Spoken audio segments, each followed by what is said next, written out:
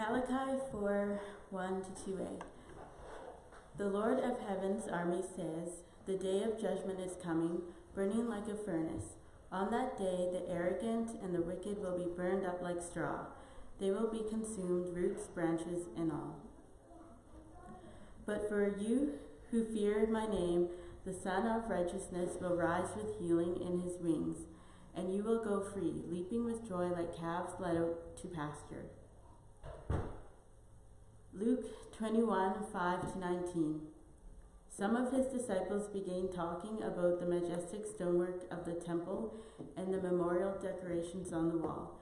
But Jesus said, "The time is coming when all these things will be completely demolished. Not one stone will be left on top of another." "Teacher," they asked, "when will all this happen? What sign will show us that these things are about to take place?" He replied, "Don't let anyone mislead you. For many will come in my name, claiming, 'I am the Messiah,' and saying, 'The time has come,' but don't believe them. And when you hear of wars and insurrections, don't panic. Yes, these things must take place first, but the end won't follow immediately." Then he added, "Nation will go to war against nation, the kingdom against kingdom. There will be great earthquakes, and there will be famines and plagues in many lands, and there will be terrifying things and great miraculous signs from heaven. But before all this occurs, there will be a time of great persecution. You will be dragged into synagogues and prisons, and you will stand trial before kings and governors, because you are my followers. But this will be your opportunity to tell them about me. So don't worry in advance about how to answer the charges against you, for I will give you the right words and such wisdom that none of your opponents will be able to reply or refute you. Even those closest to you, your parents, your brothers, your relatives, and friends will betray you. Then they will even kill some of you, and everyone will hate you because you are my followers. But not a hair on your head will perish. By standing firm, you will win your souls." So our story takes place in the temple, or while Jesus and his followers are leaving the temple. Jesus has just been doing teaching in the temple. This is the culmination, or just after the section of Luke that's on the road to Jerusalem. And we talked about this last week. Jesus has come to Jerusalem finally. He's teaching in the temple. He's been challenged by the religious leaders and the political leaders of the Jewish people who are centered in Jerusalem. And he's bested them in their challenges. And he's been teaching in the temple. And we know that this leads up to his death and resurrection. But the temple is the center of everything for the Jewish people. So to read this passage and understand it, we first have to remember that the temple represents God's presence with God's people. It represents God's presence on this earth. It is the holiest place in Israel and the holiest place on the planet. And even the way the temple is constructed represents their concept of how God's presence and influence works in the world. So there are 10 zones of holiness in the temple. I don't remember all of them, but the city itself, actually the 10 zones work something like this. The land of Israel is holy because God has set it aside. Then the walled cities inside Israel are a little holier than that. And then Jerusalem itself is holiest of all the cities. And then the mountain on which the temple sits is the holiest place in Jerusalem. And then the temple itself, the outer courts, are holier than that. Then the women's court is holier than that. Then the men's court inside that is holier than that. Then there's the holy portion of the Sabbath. It's called the holy something or other. No, we're not there yet. There's the inner court of the temple where only the not just the priests but the Levites who work in the temple will go. That's the next holiest place. And then finally the Holy of Holies, the holiest place. in the cosmos to the Jewish people, because this is where God, Jehovah, Yahweh, the creator of the universe, resides, or at least where he comes to meet with his people and give them special revelation. The temple was built originally by Solomon, and in ancient world standards, the original Temple of Solomon is not actually all that spectacular. It's not huge. It doesn't have anywhere near the kind of architecture or carving or splendor that some of the other temples of Greece or in its time Rome or Persia or some of these other nations have much more elaborate and much larger, not just temples, but colosseums and all kinds of buildings. But to the people of Jerusalem or Israel, they're kind of provincial to begin with, so they know their own stuff and they don't know a lot about what's going on outside of them. But imagine the temple compared to the pyramids. But anyway, to the people of Israel, this is a magnificent monument. And that's a good point to remember for us, because we are all like this. The temple's importance and magnificence is more than the building itself, obviously, because it is where they see God choosing them, where they see God as existing. The temple becomes a sacred place and a sacred thing in the minds and souls of the nation, because that's what we make of things. We make symbols that become sacred to us. And sometimes we forget that the symbol is just that, it's a symbol, and that its sacredness is really in what it represents. And during Jesus' time, that's kind of what's happened. Now, the temple during Jesus' time is much more magnificent than Solomon's temple. At the center of the temple compound would be a building very similar to Solomon's, but probably a little bigger and a little more elaborate. There's probably more gold put on things and stuff, because Herod the Great was all about building magnificent things, and he was in charge of this Judea area, and he wanted it to mirror the glamour or the splendor of Rome. And so he invested a great deal of everybody else's money in buildings, palaces and aqueducts and things to show that they could do as well as anybody else. And so he built up the temple, and he added to it these other courtyards, these huge courtyards. And if you look up the pictures of the temple, it's built with these giant white stones that would have been carved out by hand. And they're carved in such a way by hand that they fit together without mortar. They're so well, they have such straight lines, and they're so well fit together. It's a lot of labor, intensive work, and these stones have to be brought all the way up onto the mountain to be built. And it's really quite impressive. If you look at the pictures and imagine being there, it would be extremely impressive. And imagine the pilgrims that come for the holy festivals. They come to this hill that is part of Bethany, and we read about Jesus on the Mount of Olives, and that's part of this hill that leads down into a valley between the Mount of Olives per se and basically the mountain on which Jerusalem sits. And on the top of the mountain, at the peak of Jerusalem, is the temple and its compound with gold and these brilliant white stones. You can imagine coming in to the city for the festivals, either during the day when the sun is gleaming off of those white stones, or imagine sunset and you've arrived and how the sun lights everything up in gold colors and beautiful color, and the temple sitting on the top of that mountain glowing. That whole idea of we've arrived at the place where God is would be extremely comforting and stirring for those people. Remember that this passage takes place right after an entry like that, Jesus' triumphal entry. The people have come, crowds have come with Jesus for the Passover feast, and they've stood and looked at the city, and everybody's in awe. And they're expecting something magnificent. and amazing to take place when Jesus comes to Jerusalem. And Jesus laments over Jerusalem and says that it's like he's speaking for God, and says that how often he's wanted to gather them in, but they're going to suffer destruction because they didn't recognize that God had come to visit them. And he's talking about the fact that they will not, Jerusalem and the leaders of Jerusalem will not accept Jesus when he comes.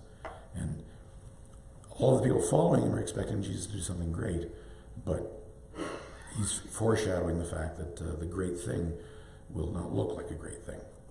So Jesus comes to Jerusalem, he goes to the temple, he teaches, and he's challenged and stuff. At the end of one of the days, they're leaving the temple, and the disciples are looking at this beautiful building and these amazing, awesome stones. You know, you're a fisherman, you live on the water and stuff, and you see these giant stones. You have to wonder how they got there and what's involved and stuff. They're in awe, rightfully, and they make a comment about how great it is to Jesus. And I imagine his response to them must have not just been shocking or surprising, but disturbing as well. Remember, the temple is a symbol of everything holy. It's a symbol of God's approval and God's presence for the people of Israel. And Jesus says, none of it's going to be left. It's all going to be destroyed. That had to, catch them off guard at least. It had to shock them. Can you imagine the people in the crowd that aren't part of Jesus' direct followers, but there's going to be people in the crowd listening to him and stuff. They must wonder. I mean, that we don't see it so much in this passage, but when I look at the passage, I have to wonder if they weren't just as shocked as when he said to them that if you want to be my followers, you have to eat my body and drink my blood, or well, actually in the past, I think it just says you have to eat my body, my flesh. That to tell them that the temple's going to be destroyed, they've not heard words like this for hundreds of years. And when the prophets made prophecies like this, the destruction of Jerusalem, the destruction of the temple, those kinds of things, those prophets often end up dead because people did not like the message. I don't think when we read it that we necessarily get the full grasp of how powerful these words were to his audience. And I imagine there are people in that crowd that are reporting back to the Sadducees and the other leaders in Jerusalem, and they would be all the more determined to find a way to rid themselves of Jesus, because this has got to sound like troublemaking. Now, Jesus goes on after our reading to talk in rather plain language about armies coming and camping outside of Jerusalem and destroying the city. And you have to take this whole section kind of as part of that. So when we look at this passage, sometimes because of where we are looking back at it, we have a tendency to look at it as something that has not happened yet, as prophecy of the end times. And the challenge with prophecy in the Bible is that often it does speak of something that's going to happen fairly soon and something that will reflect that at some point in a more distant future. And we see that happening in the Old Testament sometimes. And that there is an element of that even in this story. But firstly, when we read it, we need to try to remember to hear the story both the way that Jesus' audience would have heard it. That's the people that are standing around listening to him. Tell them that their holiest place, their presence of God was going to be destroyed.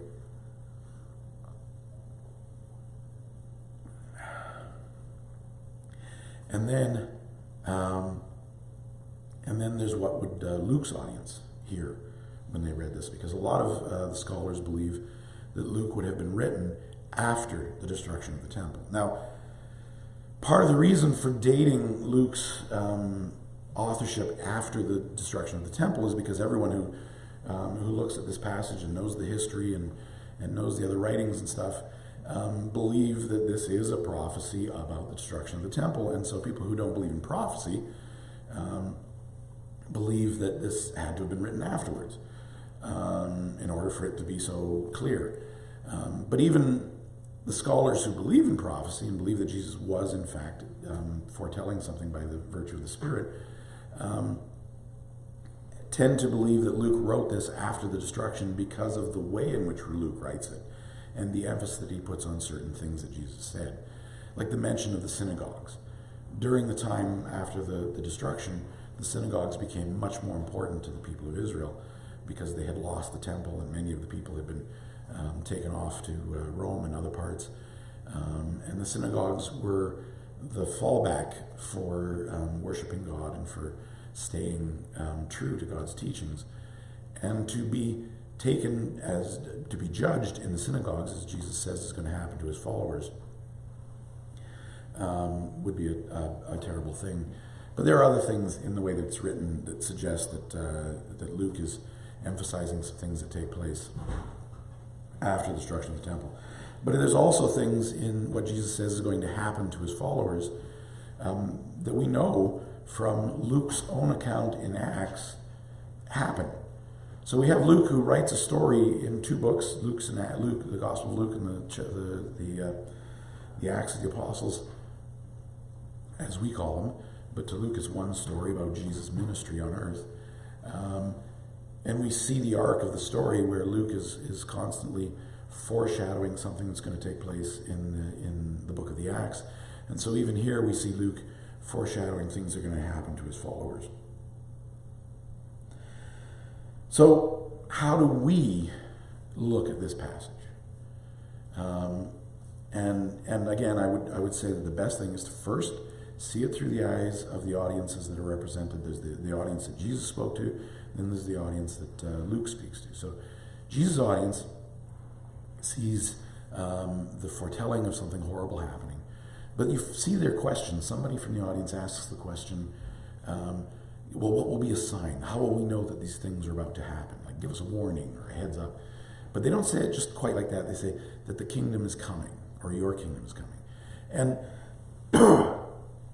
we see in that the same thing that keeps happening throughout Jesus' ministry in the Gospel of Luke, and that is that they're looking for Jesus to defeat the enemies of Jerusalem and to bring Jerusalem back to its place of honor and power.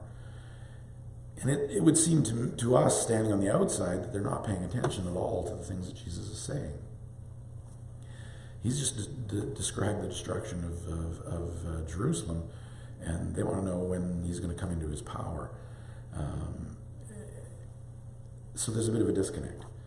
But there's also a bit of there's the continuing tension of the both here and now that takes place in a lot of Jesus' ministry, especially when he's talking about the kingdom. He talks about the kingdom of God is already among us, but he says that there are other things that have to happen for the kingdom to become fully realized. And it leads us to believe that the kingdom is ongoing. It's present but ongoing. And then Jesus has other places where he talks that seem to be clear that he's talking about the end of times. So Jesus does talk about the end of times. And I believe, like in a lot of prophecy or in a lot of this kind of teaching, that Jesus is foreshadowing, or he includes some hints or some, I don't know how you want to call it, but some sketches of what would be considered the end time. And we need to be careful when we look at that we don't, that at least from the beginning or our starting point, we don't add all the other things that we believe we know about end times and about prophecy about end times based on other books and on other places in the Bible and on other things we've been taught. I'm not saying that you get rid of all those things. I'm just saying that read the story first and try to hold at bay some of those other things that you know from other sources, and try to think about what does this story say first. And then if you want to work and add things to it, you might be able to do it in a more accurate way. But first, we can get something, Jesus has something for us in just this story as well. And I think one of the things that we need to be careful about is that we don't fall into the trap of either or in stories like this.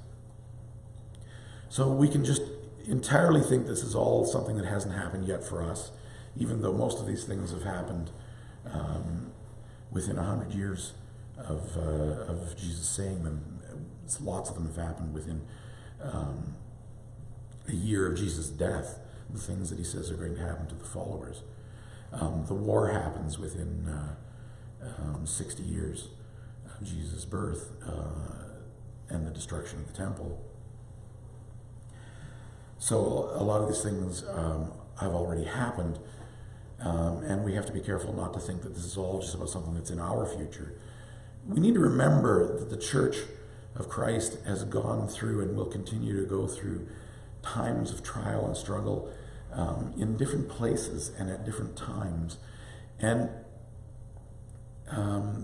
throughout the ages, the people who are in those times look at the scriptures and they see in stories like this things that are happening in their world in the present.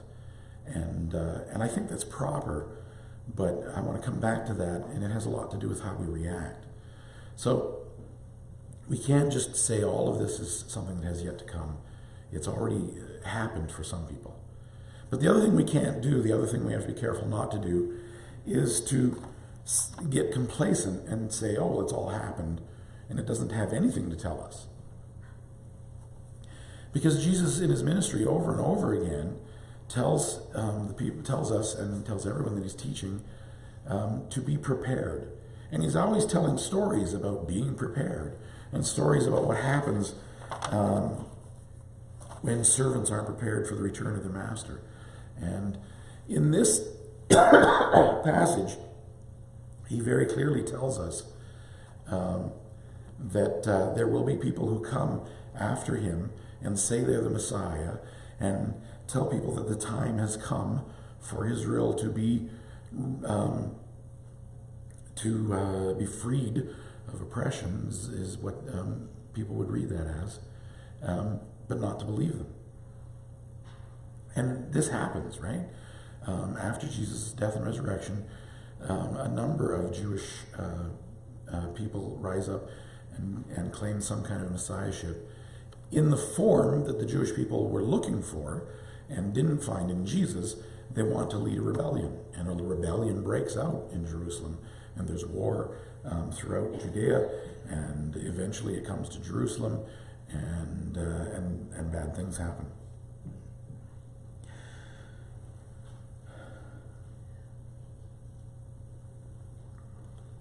But Jesus' advice to the people to whom he's speaking, and the advice that I'm sure Luke wants for the people to whom he's writing, is in the midst of people claiming that the end times have come, in the midst of wars and rumors of wars and all of this stuff, Jesus says, don't panic. Now, I read that and I kind of smiled to myself. I don't know if anybody here is familiar with Hitchhiker's Guide to the Galaxy.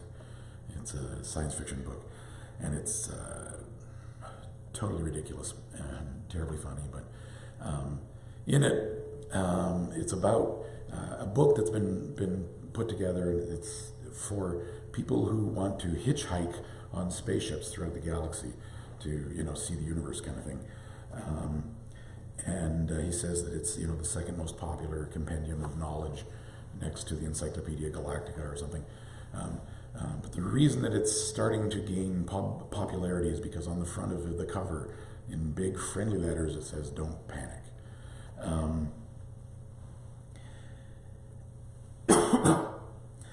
And I just want you to hold on to that image, if nothing else, that in the midst of the most horrible things Jesus could tell his followers, he adds the words, don't panic. But then he gives a little more, he fleshes that out a little. Well, why don't we panic? Because it's all part of God's plan, because God will provide for his followers, is what Jesus tells them. He says, you will suffer. You will be arrested and charged. You will go in front of Sanhedrins and in front of Jewish leaders and in front of Roman leaders, kings. You'll have to defend your faith in front of kings, and we see all of this take place in the book of Acts, right? But don't panic. When the time comes, the Spirit will give you the words you need. What Jesus is saying is that, and he will talk about this a lot in the next couple of days in this story, with his disciples. He repeats over and over again the promise that God is going to send his Holy Spirit. And Jesus doesn't say don't panic because, well, it's all in my plan, and just because you know it's going to happen, it's still going to be terrible, but you shouldn't panic. That's not going to make anybody feel safe or secure, or that they shouldn't panic. I don't know. You tell me that things are going to go all bad, and that's the only reason not to panic, and I would think it's a good idea to run away. But Jesus says, I will be with you. He says that you will have the power of the Spirit in order to tell those powers your story of Jesus. Don't panic, because the Spirit will give you the words you need to witness about Jesus in front of kings, in front of rulers, in front of all these places.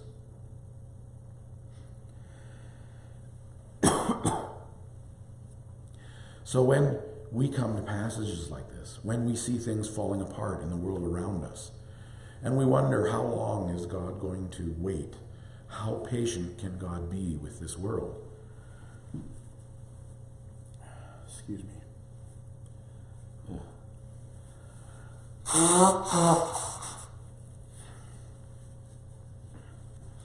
Is this as painful for you as it is for me?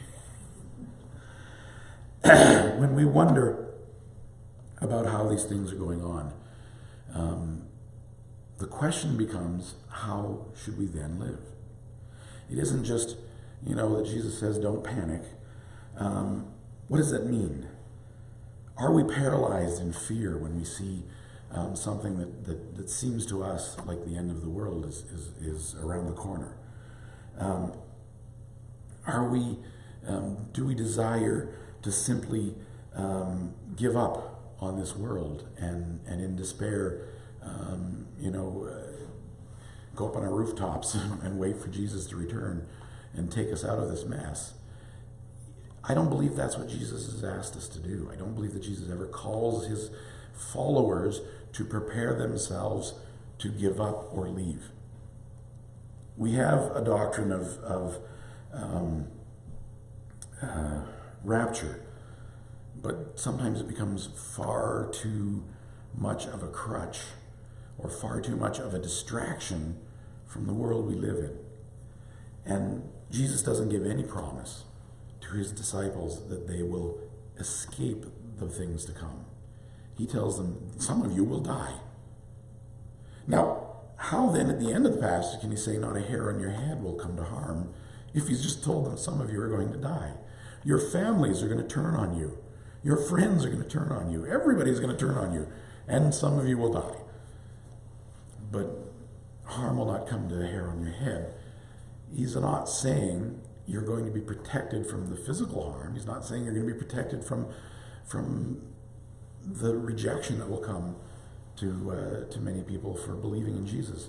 He's saying that that just like he says that God knows the count of every hair on our head, he's saying that God is aware of everything that goes on and is always present and always at work in our lives, no matter what happens, because we are called to be a part of that story. We have a promise of resurrection. We have a promise of an afterlife. We have a promise of rapture for those that are alive when Jesus returns. But we've been waiting for 2,000 years, and if we had been waiting to be taken away from this world for 2,000 years, we wouldn't be doing anything. There's a lot of work to do. Jesus could come tomorrow, or he could come in 100 years. I don't know. Jesus himself says no one knows except the Father. But how do we live not knowing? Do we invest all of our energy and time and thought into looking for the way out? Or do we do like Jesus says the people of Noah's time did? We just go on about our lives and ignore it and pretend that everything's going to go on hunky-dory forever. We're not supposed to do that either. We're supposed to be in the world but not of it. In the same way, I think when we look at these kind of end-time type questions, we need to be aware that there's a clock. We don't know where the hands on that clock are, but there is one. And you know what? The real truth of the matter is, none of us lives forever. So no matter how long Jesus waits for this world to see him and know him, no matter how patient he is with us as his children to bring this message to everyone, my time will run out. And then I'll be with Jesus. And then I'll get to answer for what I did or didn't do. But I've been given a promise as well as a challenge. And the promise is that Jesus will be present while I share my Jesus story. And that's the promise and challenge for all of us. And I believe that's the promise and challenge of warnings that nothing lasts forever. And that is that we are called not to panic and not to ignore, but to take seriously the job we have of making Jesus' kingdom real here on earth while we're here. To take seriously the job that we have of sharing our Jesus story. And as a side note, remember that that's the most important treasure that you have. And it's the one that you should share the most. And that is, what has Jesus done and what is Jesus doing in your life? It isn't about Bible teaching. It isn't about theology. What has Jesus done and what is Jesus doing in your life? There is nothing more precious to you, and there's nothing more precious to anyone in the world that needs Jesus than to know what he's already done for you and what he's doing for you. Because that's what they want. That's what they need. And we need to share it. So our jobs, knowing that there is a time limit, a personal time limit and a time limit for our world, is to do the job of sharing Jesus' story in our lives and sharing his love and grace to the people around us in whatever ways we can. Please join me in prayer. Dear Jesus, I thank you and praise you for those souls, those saints who see the foretelling of the end times as something that gives them fire to share the good news of your life and your love. I thank you and praise you for the people to whom that becomes inspiration to be all the more active in the world around them, taking care of people, reaching out to people, and sharing their Jesus story. I pray, Lord, that we would all see in stories like this your promise to make us part of your story, to help us be part of your kingdom becoming real on our planet, in our world, in the lives of the people around us. I pray that you would use these stories to give us the strength and the assurance that wherever we are called to serve you and to share your love, that you are present already, and that you will give us the words we need, that you will give us the strength we need to stand up and be firm in spite of the circumstances. We thank you and we pray that your Spirit will give us that inspiration and be present in our lives in that way. In Jesus' most precious name.